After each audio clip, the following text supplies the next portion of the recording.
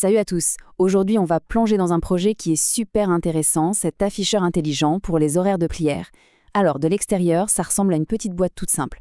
Mais à l'intérieur, croyez-moi, il y a toute la magie de l'Internet des objets, ou IoT, qui opère avec finalement très peu de choses. Allez, on regarde ensemble comment ça fonctionne. La vraie question qu'on se pose, c'est celle-là.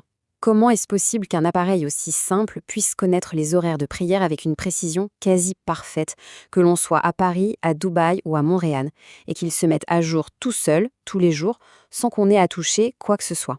C'est un peu ça le petit secret qu'on va percer aujourd'hui. Alors, pour y voir plus clair, voilà comment on va procéder. D'abord, on va regarder ce qu'est cet afficheur intelligent. Ensuite, on va jeter un œil aux composants, la partie physique. Après, on verra comment il se connecte à Internet pour récupérer ses infos. Puis, on se penchera sur le code, l'intelligence derrière tout ça. Et pour finir, on fera un petit bilan et on parlera de l'avenir de ce genre de projet. On attaque avec la première partie, un afficheur de prière intelligent. L'idée, c'est d'avoir un système IoT complètement autonome et surtout toujours à l'heure. Donc, en pratique, qu'est-ce que c'est? Eh bien, c'est tout simplement un afficheur qui se gère tout seul. Sa seule mission dans la vie, c'est d'afficher les 5 horaires de prière de la journée sur un petit écran LCD. Et le plus important, tout est automatique. Pas de bouton, pas de réglage, rien à faire. Ça marche tout seul. Et ça, c'est vraiment l'exemple parfait de ce qu'on appelle l'IoT, l'Internet des objets. Le concept, au fond, est assez simple. On prend des objets du quotidien, comme notre afficheur, et on leur donne la capacité de se connecter à Internet pour envoyer ou recevoir des informations. C'est ça qui les rend intelligents et autonomes. Ils peuvent réagir et s'adapter sans qu'on ait besoin d'intervenir. Allez, on passe à la suite. On va maintenant s'intéresser au corps de notre appareil, à savoir ses composants physiques. Et là, ce qui est assez fou, c'est de voir à quel point c'est simple. Pour construire cet objet, il ne faut qu'une poignée de composants. On a un microcontrôleur, un ESP32 pour être précis, un petit écran LCD, 4 tout petits fils pour connecter les deux et un câble micro USB, comme celui de nos vieux téléphones, pour l'alimenter. Et c'est tout. C'est vraiment minimaliste.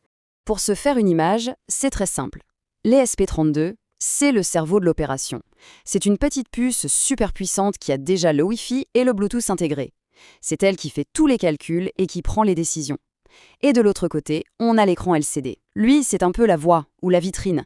C'est un écran tout bête sur 2 lignes qui se contente d'afficher ce que le cerveau lui dit de montrer. Et le plus beau, c'est que pour brancher le cerveau à la voix, c'est un vrai jeu d'enfant. Il n'y a que 4 fils à connecter. Le premier, le 5V, c'est pour lui donner du courant, de l'énergie. Le deuxième, GND, c'est la masse, le retour du courant. Le troisième, SDA, c'est le canal qui transporte les données, l'information à afficher. Et enfin, SCL, c'est le signal d'horloge qui permet aux deux de parler la même langue et d'être parfaitement synchronisés. C'est tout. Bon, on a le corps, la partie physique. Maintenant, il faut bien qu'il aille chercher l'info quelque part, hein. C'est notre troisième partie, la connexion au cloud, ou comment l'appareil se nourrit d'informations. Chaque jour, c'est le même rituel. D'abord, le SP32 se réveille et se connecte au réseau Wi-Fi. Une fois qu'il est en ligne, sa première mission, c'est d'avoir l'heure exacte. Pour ça, il appelle un serveur de temps NTP, une sorte d'horloge de référence sur Internet super précise. Après ça, il envoie une requête à un service en ligne, une API, en lui disant en gros « Salut, je suis à tel endroit et on est tel jour, donne-moi les horaires de prière ». Et l'API lui répond en lui envoyant un petit fichier texte, un JSON, super bien organisé, avec toutes les informations demandées.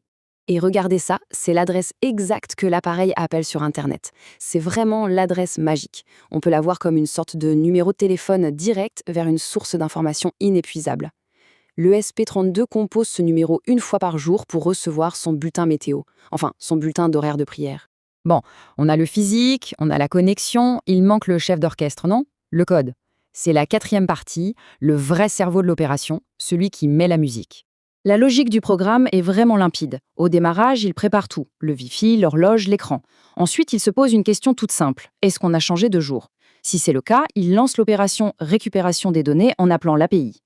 Une fois qu'il a sa réponse, il la décode, il range proprement les 5 horaires en mémoire et il passe en mode affichage, en boucle, montrant l'heure qu'il est et la prochaine prière à venir. Et cette ligne de code, c'est l'exemple parfait de comment ça marche. L'appareil reçoit un gros bloc de données. Cette commande, c'est un peu comme si on lui donnait une instruction précise.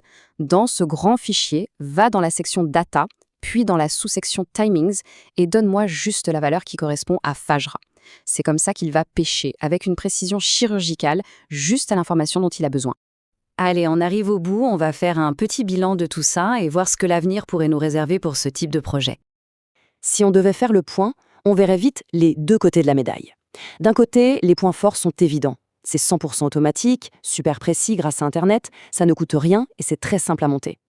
Mais de l'autre, bien sûr, il y a quelques faiblesses. Il lui faut absolument une connexion Internet pour vivre, il n'a pas de batterie en cas de coupure de courant et son affichage reste assez basique, juste du texte.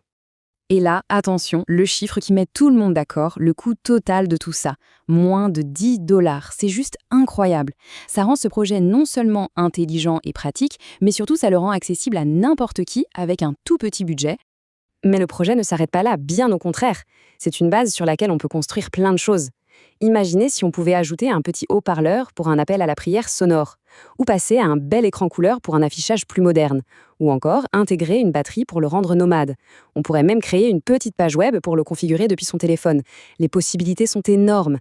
Et je vais terminer avec une question juste pour la route. Ce projet, il sert à suivre les horaires de prière.